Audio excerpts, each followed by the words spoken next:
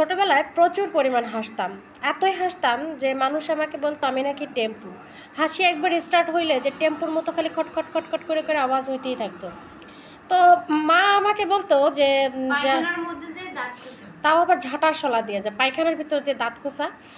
আসলে তারপরেও দেখতাম যে আমার হাসিটা না ঠিকঠাক কমতো না, তারপরে আমি হাসতাম।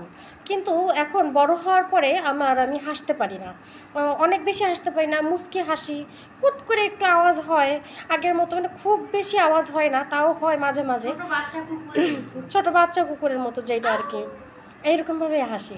তো এখন আমি আজকে হঠাৎ করে একটা জিনিস নোটিস করলাম, যে আসলে ছোটোবেলায় আমরা গোসল করতাম হচ্ছে পুকুরে, আর বাথরুমে যে বাথরুম করতাম, তো বাথরুম না সরি টয়লেট যেটাকে বলে, যে তো টয়লেট আর গোসলখানা আমাদের দুইটা সেপারেট ছিল।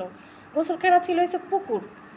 তো যার কারণে আমার হয়েছে ঝাঁটার শলা দিয়া বাথরুমে বসা দাঁত খোঁচানোর পরে অনেক চেষ্টার পরে আমার হাসি কমতো না। তার এখন হাসতে পারি না, তার একটা কারণ হয়েছে আজকে খেয়াল করলাম দাঁতটা আমরা ব্রাশ করি হয়েছে বাথরুমের ভিতরে, টয়লেটের ভিতরে। টয়লেট আর বাথরুম হয়েছে এক জায়গায়, তো এখন হচ্ছে পুকুর নাই, তো এই জন্যে তো দাঁত না চাইতেও মার কথা মতো দাঁত হয়েছে বাথরুমের ভিতরে বসে ব্রাশ করতে করতে হাসি ফুরায় গেছে।